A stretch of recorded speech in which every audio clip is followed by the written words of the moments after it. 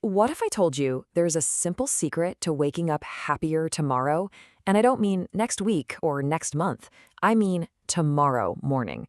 And it all starts with what you do tonight. Okay, let's dive right in.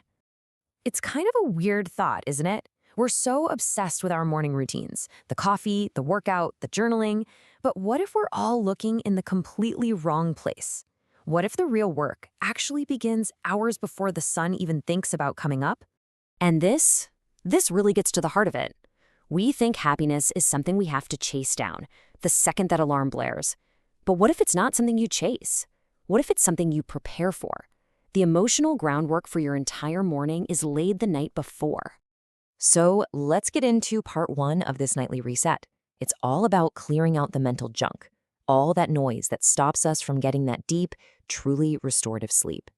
You know, most of us are great at turning off the lights, but we are terrible at turning off our minds. Your body's in bed, but your brain is still at work. It's replaying that awkward conversation. It's worrying about that big meeting.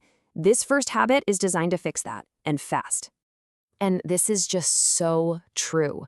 That nighttime anxiety, it doesn't magically vanish overnight. Nope. It just marinates. You know that feeling of waking up and you're already behind? It almost always starts with a mind that never really clocked out. And the fix for this is surprisingly simple. First, you actually say it out loud or to yourself. Nothing else needs my attention tonight. Then, you visualize it. Seriously, just like closing the tabs on your computer, you mentally picture yourself closing the tab for work, for that silly argument, for your to-do list. You're giving your brain a clear signal. Hey, we're done for the day. Okay, so you've shut down today's mental tabs? Awesome. But our brains are sneaky, right? They love to start opening up brand new tabs for tomorrow. This next habit is all about stopping that destructive pattern of pre-stressing, something we all do. Now, here's the key thing to get. When you're lying in bed worrying about a presentation tomorrow, your body is experiencing the stress as if it's happening right now. You're basically living tomorrow's problems tonight, and your peace of mind is footing the bill. So what do? Just ask yourself this one simple question. Can I fix this right now at 11 p.m. in my bed? The answer is almost always no. So you give that worry a label. You just say, this is paused until tomorrow. You're not ignoring it, you're just scheduling it for business hours. This creates a sense of safety, and that's what your brain needs to rest. All right, let's talk about the big one, the elephant in the bedroom.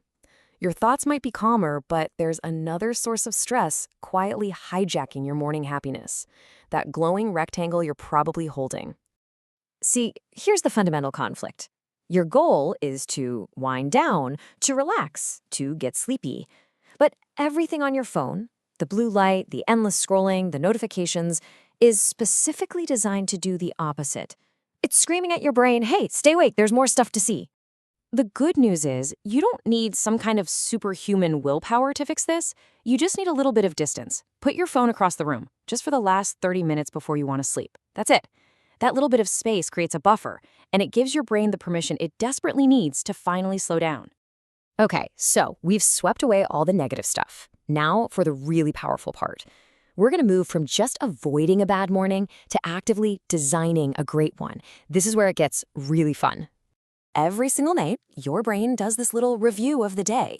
And if you're not careful, it's going to latch on to every single thing that went wrong. This habit is all about you grabbing the pen and rewriting that final scene, ending the day on a positive signal. This is so important. The last thought, the last feeling you have before you drift off, that's your emotional starting line for the next day. If you fall asleep feeling frustrated, you wake up just a few steps away from frustration. But if you fall asleep with a sense of accomplishment, well, you get the idea.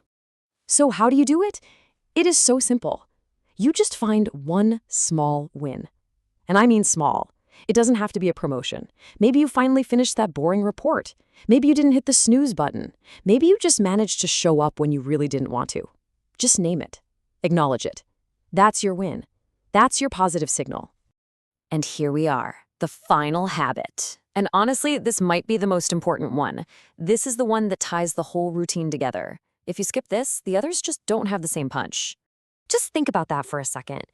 We are so careful about setting an alarm for a specific time to wake up, but we leave the feeling we wake up with completely to chance. This habit changes all of that. It's about being intentional with how you want to feel. So before bed, you ask yourself this simple question. Don't think about your to-do list, just focus on a feeling. Do you want to feel calm, confident, maybe focused, or grateful, or even just light? Pick one. Let's say tonight you pick calm. Then for just 10 seconds, that's it. You close your eyes and you visualize yourself waking up already feeling calm. Imagine opening your eyes and that calm is the first thing you feel. You've just given your brain a target, and your brain loves having a target to aim for while you sleep. So let's put this all together. This isn't some crazy hour-long ritual you have to follow. We're talking about a simple 5-minute reset you can do every single night. And here it is, the whole shebang. Number 1, shut down your mind for the day. 2, pause tomorrow's stress. 3, put that phone away. 4, find one small win. And 5, set your morning emotion. 5 simple steps. That's your blueprint for a better morning. And that, right there, is the big takeaway. A happy morning isn't something you just hope for or get lucky with.